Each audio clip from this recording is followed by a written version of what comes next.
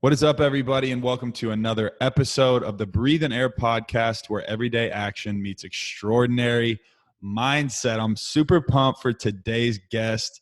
He's taken a leap of faith, if you will, and kind of extended his spiritual journey, grown to love discomfort, which we will talk about. But I'm super excited for you to hear from Alex Schimmel today. Thank you for coming on the show, brother. Thanks for having me, man. Super excited to dive in with you and see what comes through today. No, I have a feeling it's going to be special. I'm excited. And I think we'll just dive right in. There was this quote that I saw while I was preparing for the show, and it said, "Hurl yourself into the abyss and realize it's a feather bed." And that just stuck out to me. And I think it really explains a lot of your story. So tell us a little bit about you. Yeah. So I guess I'll start like in reverse from where I am now. And that's been a big part of my life. That quote I discovered probably sometime in the last year.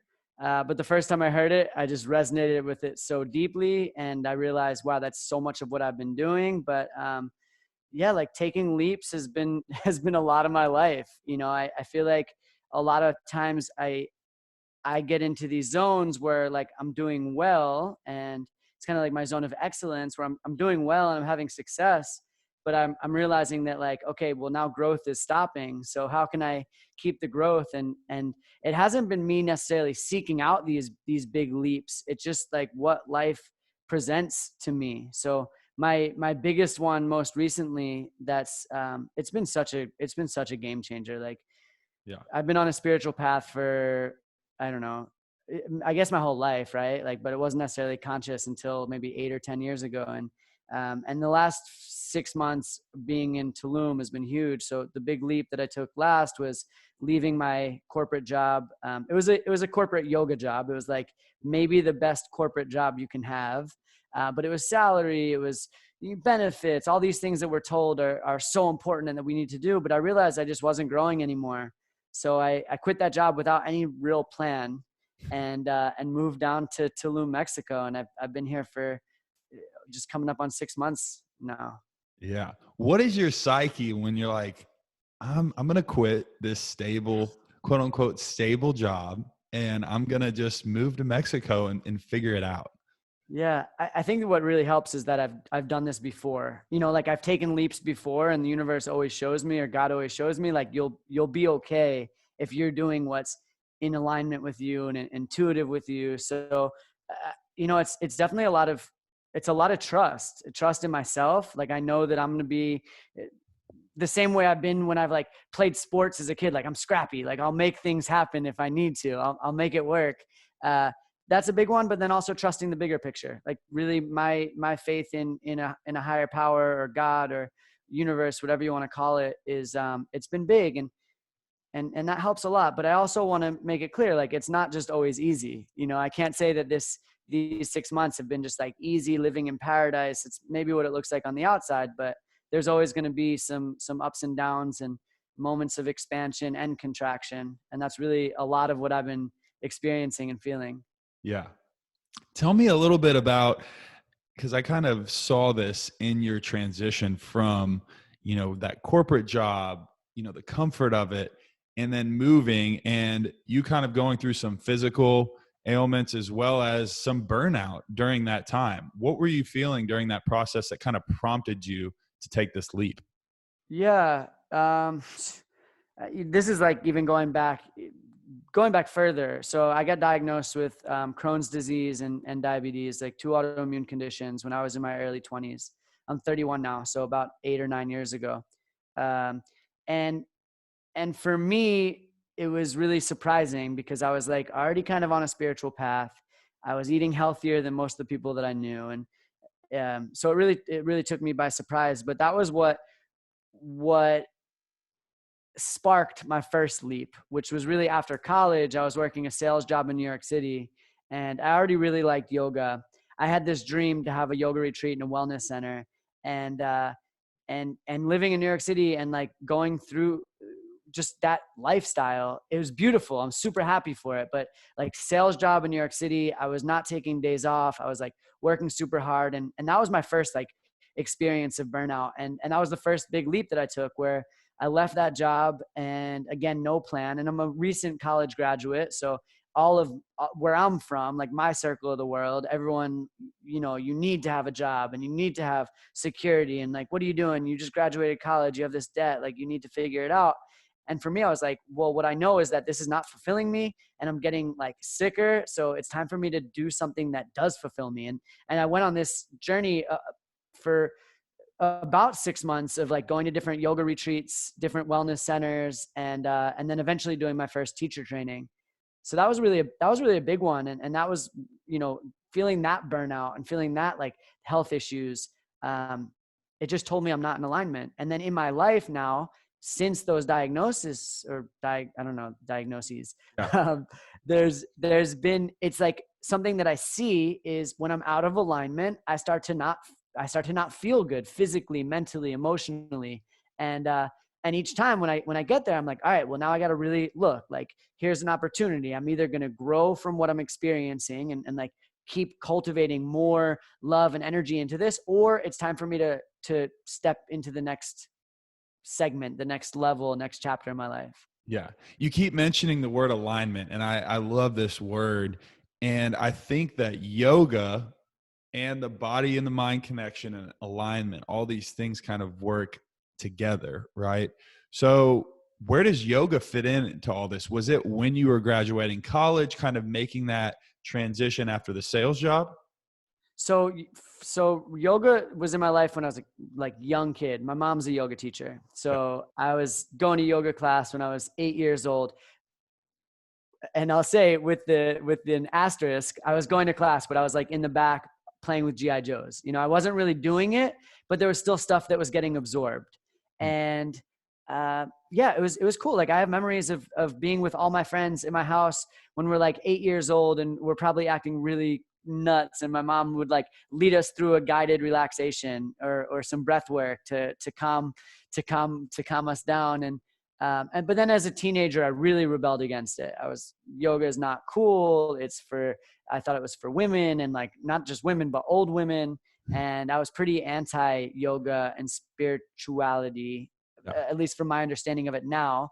But then in like late in high school, maybe my senior year, I started to awaken a little bit. I started to read some spiritual books, and started to have these like different feelings, and that was really the start of it. And then I had a freshman year, I had an injury to my shoulder, and I was playing baseball, so it was important to have a healthy shoulder. And that's where like the physical yoga practice came back into my life.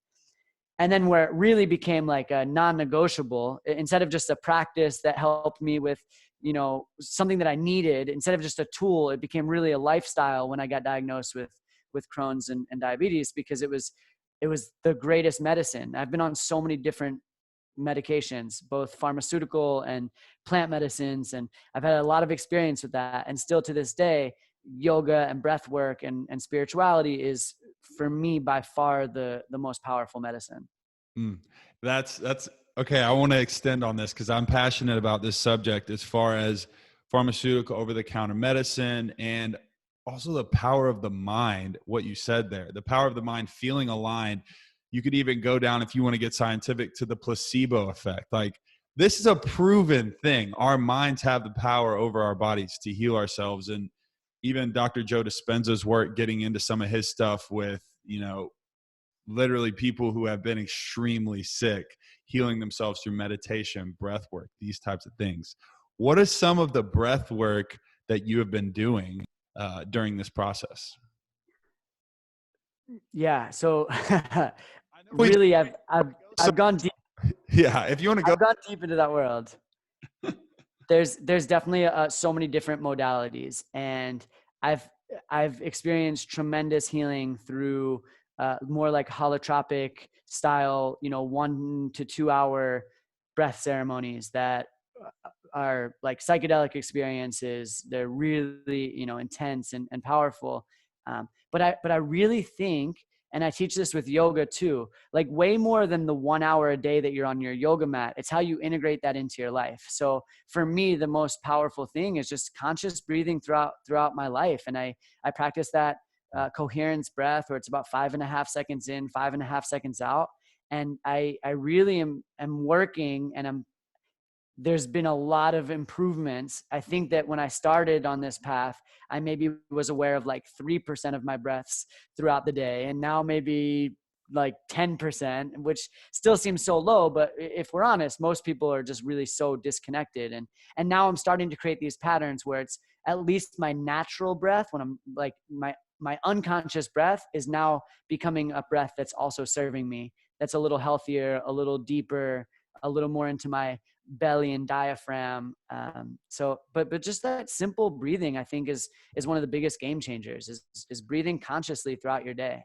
Yeah. It's when I got into this, focus of development mentally, physically, and spiritually, breath work was coming up so much in so many different things when it came to meditation, when it came to recovery, when it came to hormone regulation, all of these things, sleep. I mean, it just kept coming up. And I'm like, what is this breathwork thing? And I had used it in the past, kind of performance based as an athlete, but never really to go inward and quiet the outside noise. But even with Wim Hof and his breathing as well, it's been just incredible. So powerful. Yeah, I love Wim Hof stuff. You mentioned their emotion and kind of where we place our attention, like energy will follow. How is that concept, extended into your life and helped you?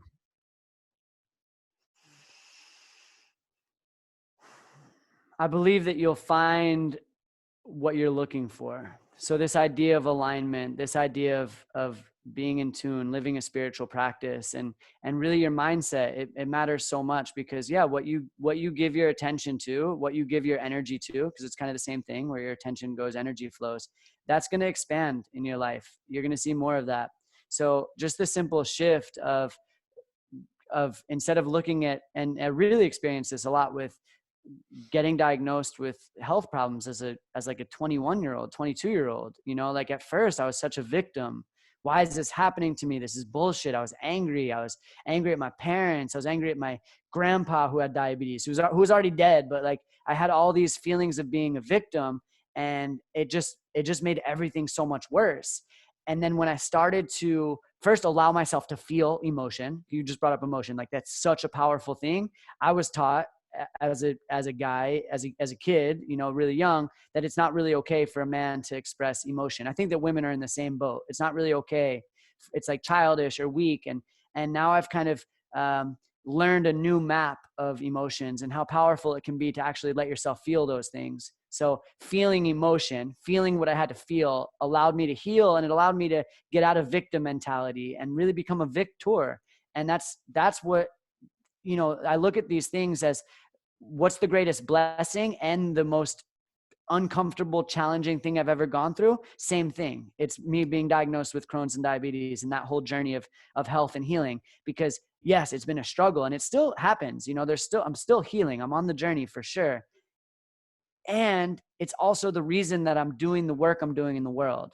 So it's like my gift and my dharma. I don't know if you're familiar with that word, but like the soul's purpose. It's my soul's purpose to share some of these modalities that have helped me so much, because there's a lot of people struggling, and it's not necessarily just from an autoimmune disease. Like in some ways I feel grateful that my mind is sharp and I have the intellect and the mindset that I have, because there's a lot of people that struggle up here, and that's really where that can affect everything. Yeah. Yeah. It all starts with mindset. I totally agree. And that what you're speaking of is that gratitude, if you want to call it the glass half full, right? The perspective. It's funny. Yeah. You get a new car and your car's white, and you start thinking about white cars, and you're driving around, you see a bunch of white cars because your focus is on that. You've placed that in your brain subconsciously already. It's so weird. You think about the color red. If you sit in the morning and go red, red, red, red, red, the whole day you're going to notice red, and you're going to be like, saw that same place you see. I never saw that. I think it's the same way with I just learned, it's funny. That's actually one of the things that I teach in my coaching program, because there's actually a part of your brain called the reticular activating system. And it's what filters out. There's so much input, sensory stimulation that's coming in. So your brain needs this thing to kind of protect you from being overloaded and overwhelmed. So the reticular activating system is what what really filters so much out. And it's what allows you, it's the same idea. It's like, you'll find what you're looking for. If you're looking for the red car because you're so happy that you got this new red car, you're going to see it everywhere. If you're looking for the blessings in life, if you can get into that vibration, you look for the blessings in life, everywhere you go, you see the blessing. You see the blessing in each breath that you take. If you have this kind of mindset of, oh, well, I'm a victim and life is out to get me, and you're paranoid, you're going to find all these reasons to back that up. And it's not even just our mind that does it, but so often we will do things just to be right. Even self-sabotage, we'll do it to be right. And it's just like, it's so wild how our mind can control us that way. And really just like, it instead of us being able to use our mind tends to use us. And that's something to really break free from. Yeah, it really is. You mentioned so many good things there, but I'm going to break it off to what you said at the beginning, where we have all this outside stimulus, especially now in a day where we have these crack things in our pockets, like these crack. Yeah. And I mean, I do it all the time, right? I fall victim to it. I got to be aware. Okay, stop scrolling. Like, is this serving you or is it not? And oftentimes it's not when you get down that rabbit hole. But how do we, in a world where our attention is constantly being bargained for, how do we come back to the present moment? Because I think gratitude is so wrapped up in this present moment. When we're constantly thinking about the past or the future, we forget to be here, and we forget to be gracious for even just the breath that we're taking, right? So how can we consciously be more present in our life? Man, that's such a good question. And I feel like that is like kind of the question of like, why are we here? Because I do believe that our main purpose, and this is actually what Eckhart Tolle says in The New Earth. He says our primary purpose is to be present. It's just presence. So really it's looking at like, okay, what does presence mean in life? And I just talked about feeling emotion. And one of the things I've been working to do more in my life is feeling everything and really being with what's going on in life. Because old paradigms was like when shit got uncomfortable to run away. And now it's like, the taking the leap or hurling yourself into the abyss and realizing it's a feather bed. It's not running away from, it's like I see the abyss in front of me and I dive into it. Like I work to go into the storms that I feel, because I don't want that to be suppressed anymore. I believe that that's a big part of why autoimmune is something that sparked in me, because I think there was a lot of, I didn't know how to fucking feel when I was young. I didn't know how to feel until a few years ago, or maybe even like in the last few months, I've learned more and more. So that's a big one, is feeling.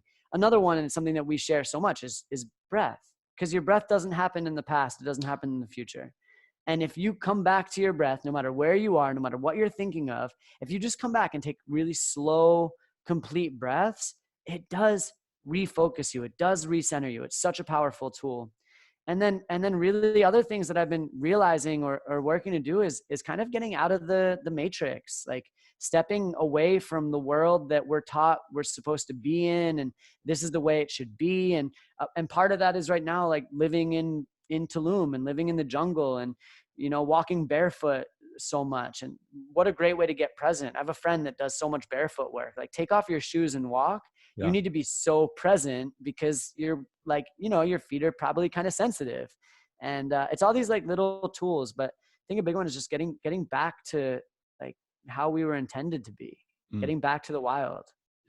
The conversation of emotion, is there such a thing as a bad emotion, or do you welcome everything? I love that question. So if you asked me maybe even a year ago, I would say, oh yeah, there's good and bad emotions. Good is happiness and joy and peace and love. And the bad emotions are the anger and the sadness and the fear. And I've recently, and it's like really doing some of this work. And it was even through breathwork that this was really powerful for me, because I did a breathwork session I was guided through, where different emotions were called in to really feel your anger, feel your fear, let it grow, let it build inside you. And I started to realize that like, no, there's no good or bad emotion. There is expressed and unexpressed emotion.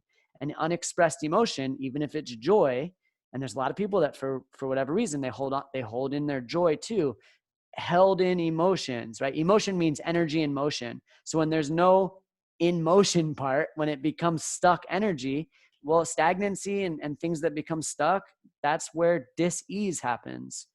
So yeah, I believe that like every emotion, we got to welcome it, but it's also really powerful to have someone that can guide you through and help you understand, you know, okay, like you have anger, you can't just be like, I'm angry, so I'm going to punch holes in the wall. It's like, how can you really feel your anger, but then channel it into a way that's serving you and humanity.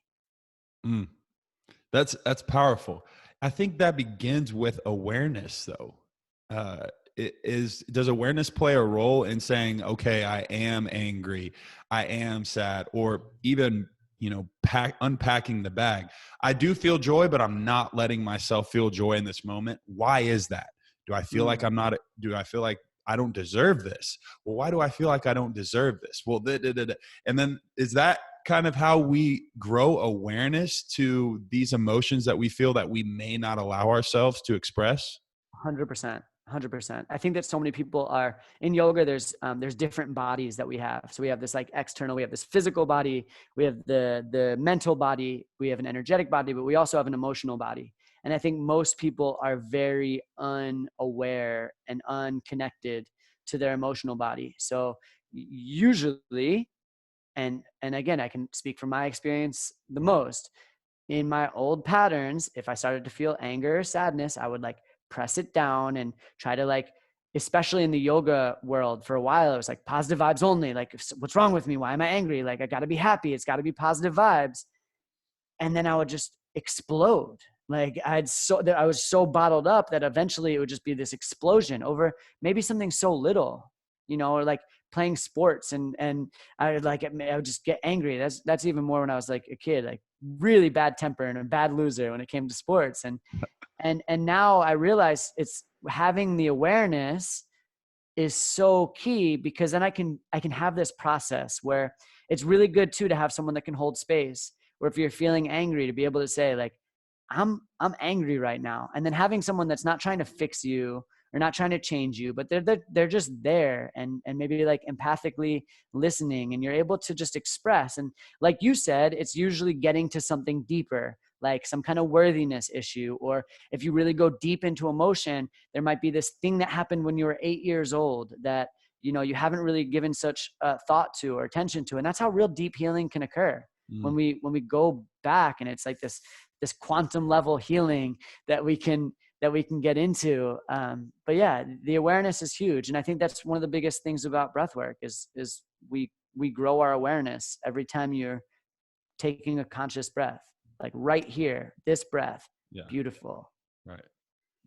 There's a lot of power in that. And I definitely believe that unpacking can lead back. I had a guy on by the name of Joel Hulk. He wrote a book called The Eggshell Effect. And his concept was that there's one instance in your life, if you really think back to a younger childhood, that 8, 6, 10, 15, whatever, a younger childhood time that really affected the way you think, really affected the way you look at yourself or look at the world. And you might not even know it, but subconsciously, this event is like either being pushed down or brought up, and it may be good, it may be bad. So I'm really interested in that concept. But have you found that event in your life? Have you done some of the eggshell work? he was like, what is that? Like, what is that event? And it kind of went back to me. I don't even know if I've ever said this, but you just turned the page. But for me, it went back to when I was even younger, like middle school, and I was growing into my body, and I got bullied when I was younger. And at the time, obviously you don't think about it, and you kind of just like, fuck these guys or whatever. But then it kind of created this thing of, I want to be the best athlete possible. I want to be, I want to project this confidence. I want to project this, whatever it was that I was trying to hide from that feeling that I had when I wasn't being accepted, when I wasn't, thriving. And so I put so much work into being able to make sure that I never felt that way again. Right. Mm. And that was kind of the birth of this show was, hey, there's a lot of things that I've done that I wasn't happy of, but I wasn't proud of. And I want to be able to use my voice to affect people in a positive way and to be vulnerable with my voice and with being able to make a difference in the world. So kind of getting back to that vulnerability, we spoke on it a little bit, but how has vulnerability played a role in your life? Mm. The work I do is connection and community. If you really, I've trained a lot of yoga teachers. I've done yoga teacher training for the past like 5 years, um, and the one of the things I say is like, really, you're teaching yoga is the secondary. The primary is building community and building connections, and it's even what the word yoga means. Yoga is like yoke. It means to have a union, to have a relationship. A relationship cannot happen without vulnerability. Mm. There's no relationship without vulnerability. It will live on the surface, and what's on the surface tends to phase out, right? It tends to fade away and die out. And I believe that really being vulnerable in everything that you do, in all your relationships, and in your podcasts and on your social media. I know the people that inspire me most on social media and on Instagram, where yes, it's both a crack device and a beautiful experience. I get a lot of my inspiration from there. So again, it's like the way what you're looking for, you'll see. And I go back and forth. Like today I saw social media as a crack device, but there's other times where it's really inspiring. But all the people that really inspire me are the ones that are vulnerable, and they're sharing their stories that are like, hey, my life's not perfect. This is what's going on. Or, hey, I'm really fucking struggling right now. Or, wow, I feel so blessed, and I'm like, I feel like a big breakthrough is happening, but it's realness, it's vulnerability. What doesn't inspire me is like pretty pictures with a quote from someone else. Like, I want to know more about you. That's how I connect to you. I want to hear your voice. I want to see your facial expressions. And I want to know too what you're hiding from me. Like, we've been doing men's work every Monday here in Tulum, and man, that's something in my life that I've missed out on. It took me 30 years to find men's work, and like real men's work. I've had a lot of great guy friends, but nothing like this. And just to be able to share, like, what are you hiding? Looking another man in the eyes that I may not even know, and to be able to share, like, what are you hiding from me? Oh man, so powerful. Like, I felt, I could feel, that's what we did on last Monday. And I feel more connected to the guy I had that conversation with. I don't even know his name. I know what he looks like. I don't even remember his name, but I felt such a deep soul connection because it was real. It Mm. wasn't this like, it wasn't about, we weren't talking about like sports and stocks and girls. Like, it was real. There was depth to it. And it was just so beautiful. And that's vulnerability. And it's, one thing that I hope to bring to the world is more vulnerability, which also is a big part of acceptance. Wow. Yeah. We are all vulnerable humans at the end of the day. It's just, how do we project ourselves to the world? And there's so much freedom in vulnerability. There's so much emotion. And it's weird because you can have a connection like we're having a connection now, or with a total stranger that feels so much more real and in depth than someone that you could be acquainted with for a long time. Yeah. And I'm a little bit afraid too, that like our world, we're becoming more detached, or like more apart, and vulnerability is becoming less and less of a thing, and community and connection less and less of a thing, especially in COVID times. Yeah. I feel for the people for the kids that are growing up in a world that they don't see the smile on strangers' faces, and they don't get a hug from anyone but like their mom and dad. That's just, Right. yeah. It is. It's a interesting time, and it's a time where there is a lot of divide. It feels like, you feel like you don't know what's the real truth. You don't know what's someone trying to sway you one way or the other. And it's a time of, for me, it's been a time of looking inward and looking at the mirror and saying, okay, like, a lot of people are going to constantly be trying to sway you one way or another. And if you don't have a truth that you're living, you will be swayed. So what is your truth? Who are Love that. those I kind of love that one. that I had to ask? That's so powerful. And it's like that quote, stand for something or you'll fall for anything. Yeah. And I think that so many of the people that I've experienced, and I know people on both sides, people that have had a lot of struggles and depression and anxiety. And then I know a lot of people too that have like grown more in the past year than ever before, and people that are getting really real about themselves. And I think what you said is so beautiful, and I teach it a lot in my yoga classes. Like I say when I'm teaching yoga that I'm not the teacher, I'm the guide. And your teacher, the best teacher you'll ever have is your own intuition, and really being able to like tap into your heart and your breath and all these things, because you do have an amazing compass that tells you like what's true or not true, what's good for you or not good for you. And a lot of people put a lot of shit on top of that compass, so it's like they don't have the awareness of it, but we do know, and it's a matter of sharpening that tool and getting quiet and peeling back the layers, and then it becomes really clear. Yeah, there's always this innate compass, this guide, this feeling that we have, whether you want to call it the Holy Spirit, God, the universe. I've heard it called a million different things, or your conscious, like everybody can have that feeling of when you have a conversation with someone, you get I don't know, there's something up with this person, or when you know deep down, should I really be doing this thing that I'm about to do? Like we all have that prompting. It's up to us whether or not we, believe to follow it, or if we hush it so much that it becomes death. And that's why I love what you said about peeling off those layers, being quiet and being still.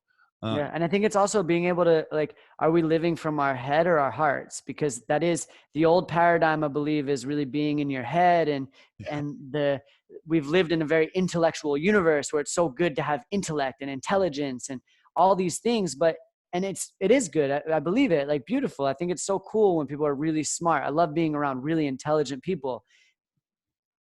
And I've noticed that there's a lot of people that are so intelligent and in their head that they're so disconnected from heart and intuition and feeling and connection.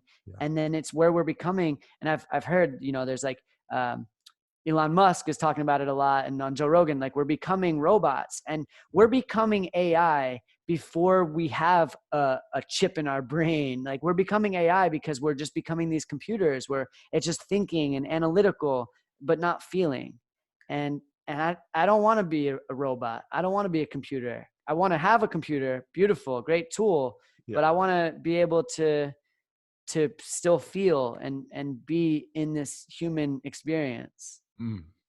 It's that rat race that sometimes we can get in because of those outside pressures, because of what everyone thinks that we should be doing. Kind of this idea of what you went through, like everyone thought I should go to school. Everyone thought I should, these ideas that get pushed to us. You spoke about your mom earlier. What kind of relationship did you have with her? And from a younger age, you kind of pushed off the yoga, but coming back into the practice and even seeing what she's probably seen all along. What is that relationship? There's a lot to unpack there. Yeah.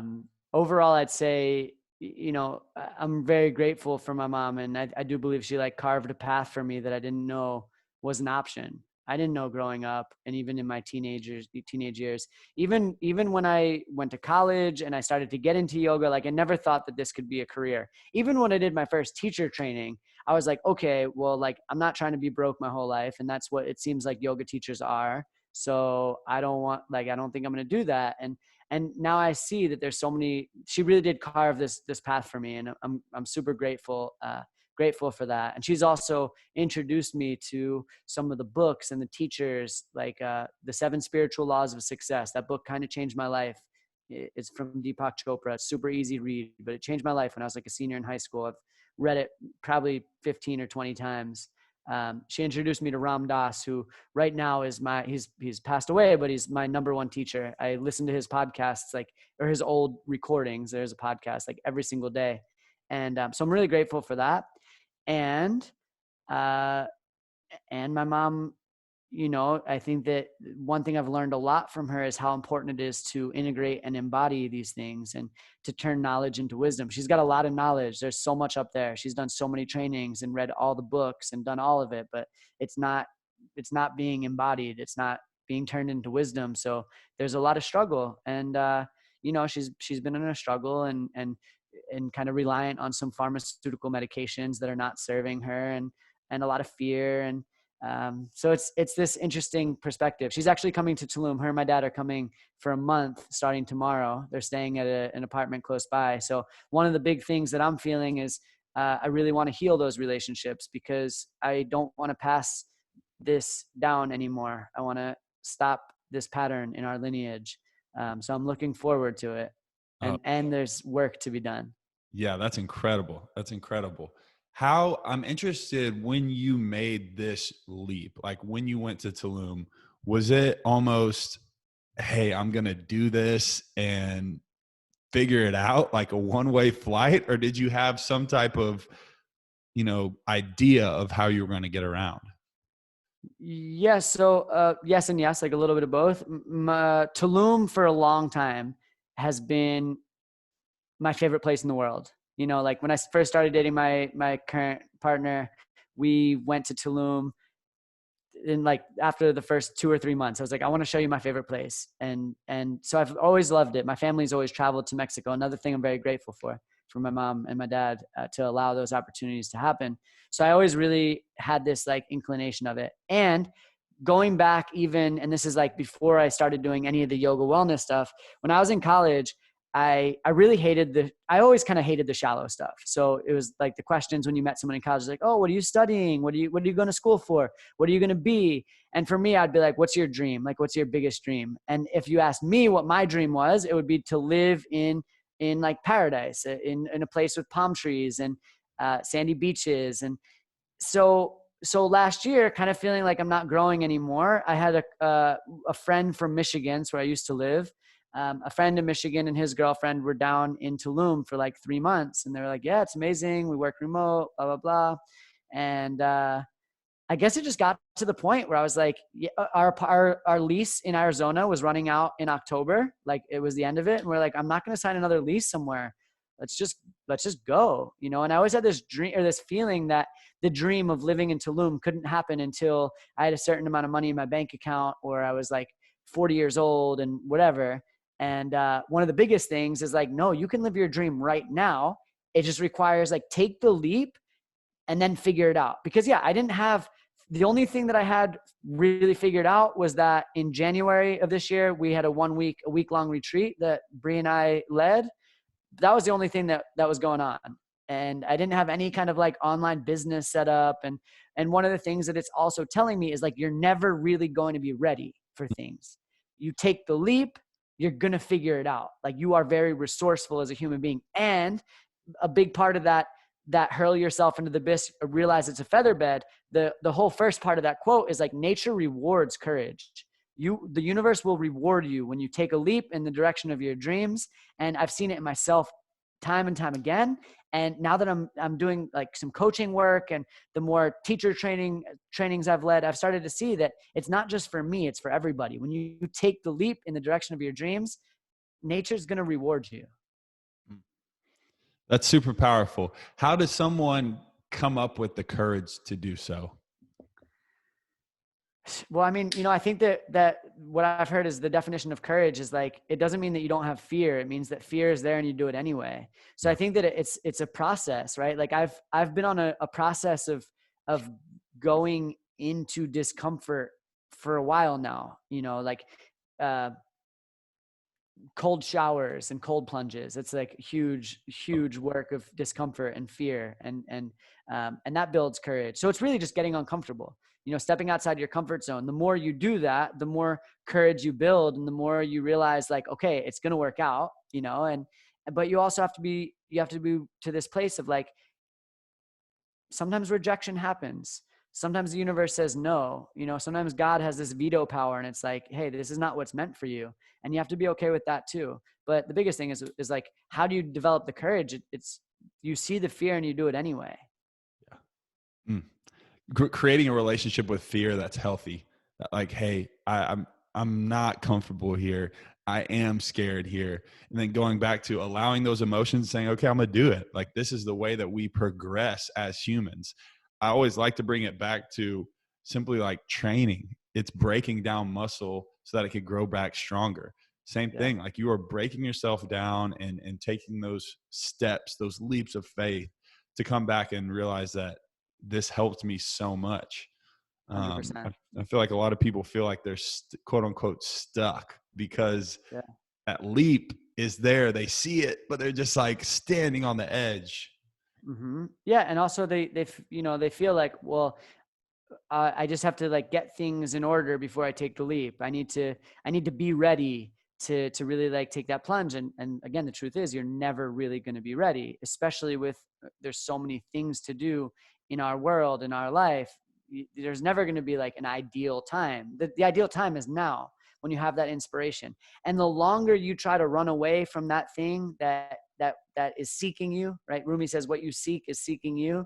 The longer you try to run away and stall from it, the longer you suffer. There's a story that I love so much about, maybe, I don't know if you've heard this before, but it's about cows and buffalo.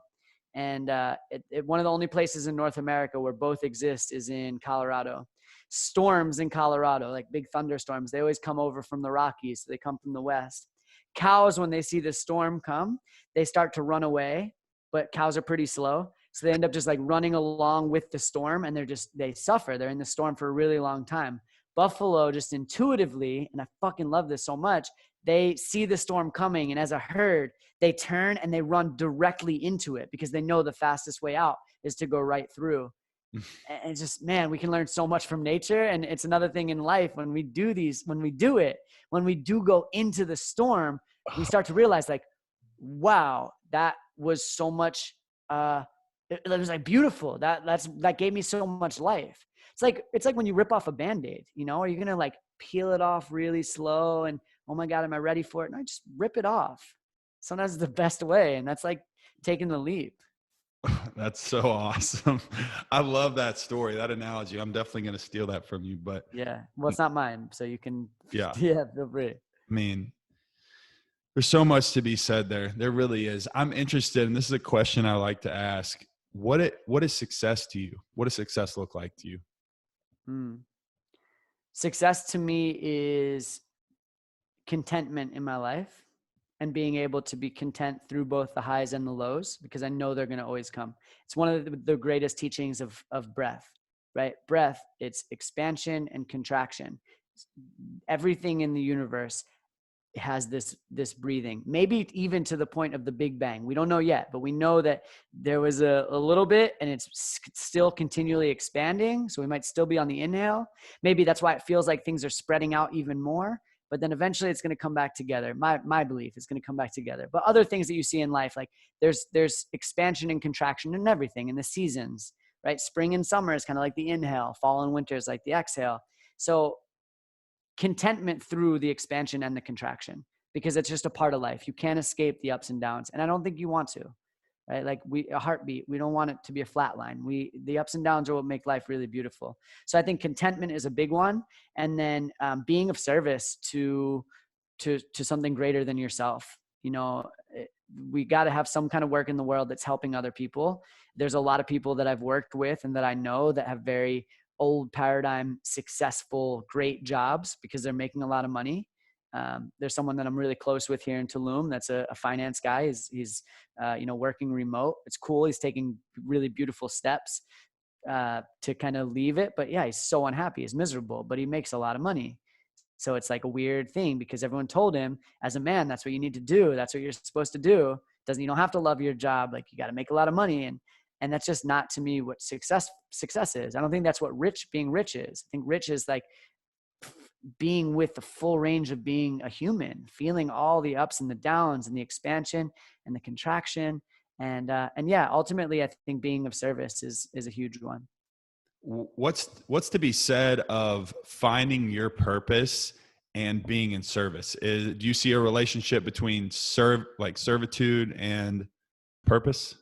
Yeah, 100%. I think that your dharma, your soul's purpose, the reason that you're in this world, and you know it, the soul knows it. So it's not a thing of like having to create or do. It's more of a remembering, right? So purpose is something that you remember, the soul's purpose, and you do, like, your soul does know why it's here. And it is always going to be in some way to help the bigger collective. Even when I talk about Dharma, there's this guy that I went to Rutgers University, and there was a bus driver. So very few people are going to say like, oh, my soul's mission or purpose is to be a bus driver, which is like, okay, maybe true, but it's not necessarily what you do, it's how you do it. And that's a big teaching in my life, not what you do, but how you do it. And this bus driver literally would give like sermons on the bus, and he'd have people pray for good grades on the bus, or pray for someone that maybe hurt themselves. And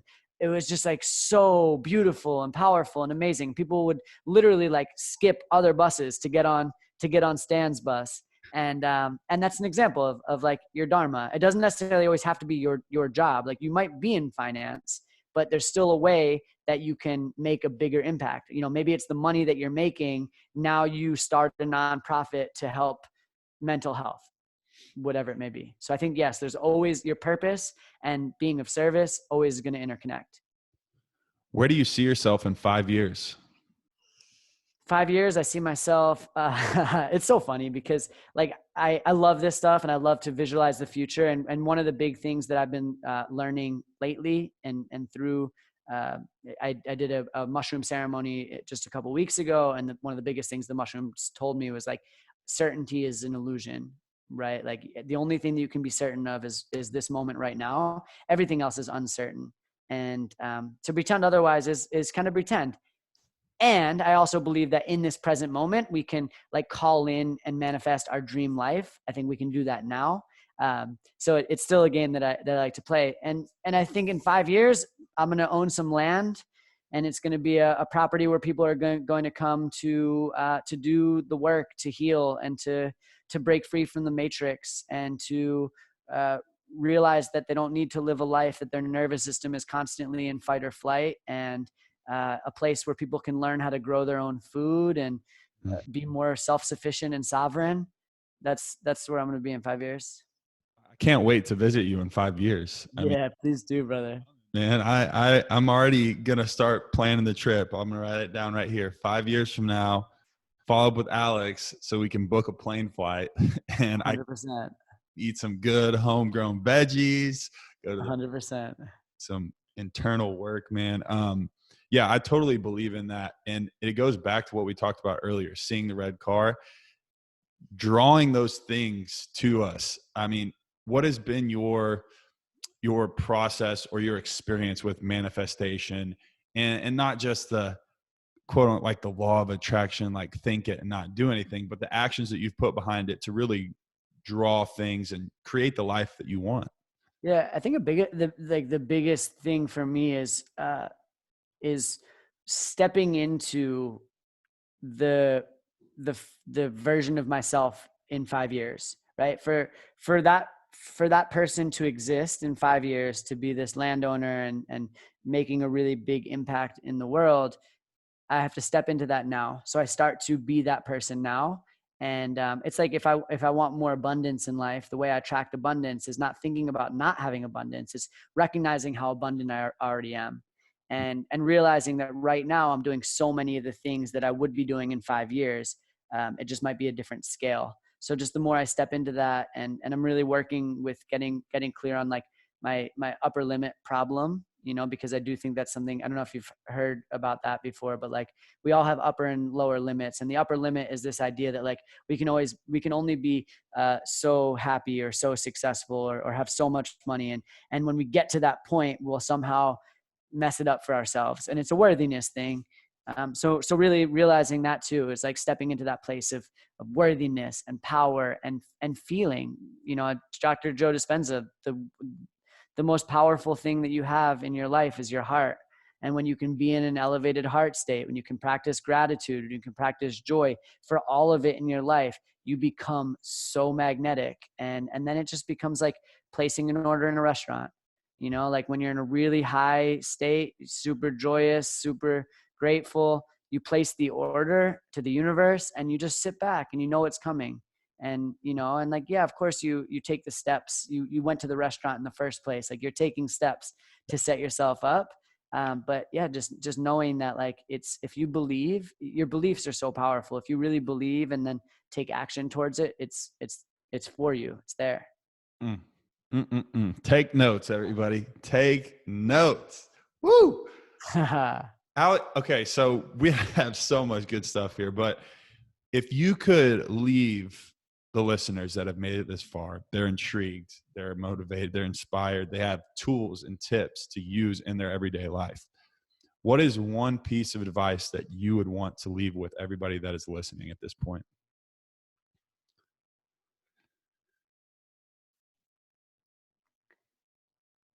Be in truth.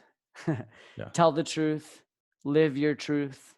Mm. That's been such a big lesson for me, and it's one of the best things you can do in your relationships. That means have the hard conversation. That means, in truth, like if you don't like your job, then leave it. You will. I promise you, you will find something that's better. You might not step right into your dream job in the next month or so, but you're going to take steps in the direction of like whatever improvement is.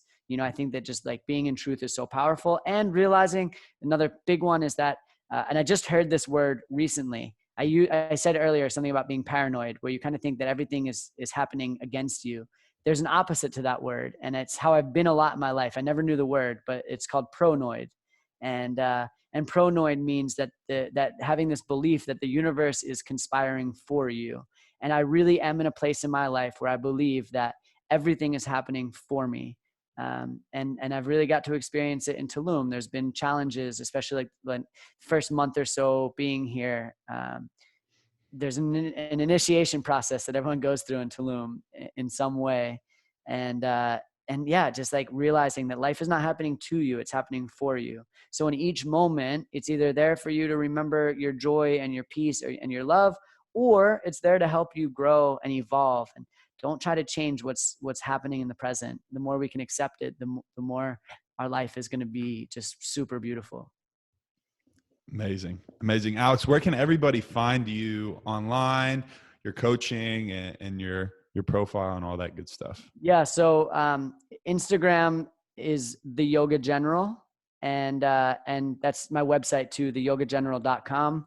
And you can find the different things that I'm up to. I lead some retreats, really transformational, powerful retreats that it's a retreat and then it's a coaching retainer afterwards. One thing that the retreat world is missing, and this is another thing I learned from experience, is integration after. So that's really powerful to go on a retreat and then have 3 months of group coaching to really like take the things that you learned and that inspired you and bring them into your life. And then I also do some other group coaching, and I have yoga classes, breathwork classes, all online. So the Yoga General on Instagram and theyogageneral.com is the best place to check out. Beautiful. Alex, thank you so much for coming on the show and, sharing your energy, sharing your knowledge and wisdom that you've obtained. So thank you so much for your time. I appreciate it. Dude, I appreciate you, Mason. It's great to be here. Absolutely. Thank you all for tuning in to another episode of the Breathe and Air podcast. If you enjoyed today's talk with Alex, go check him out at the Yoga General on Instagram. Give him a follow and let him know what you thought of the episode. Shoot him a DM, shoot me a DM. And if you're listening on Apple Podcasts, hit that purple subscribe button and let us know in the comments below. We appreciate you so much. Thank you. And as always, have a great rest of your week.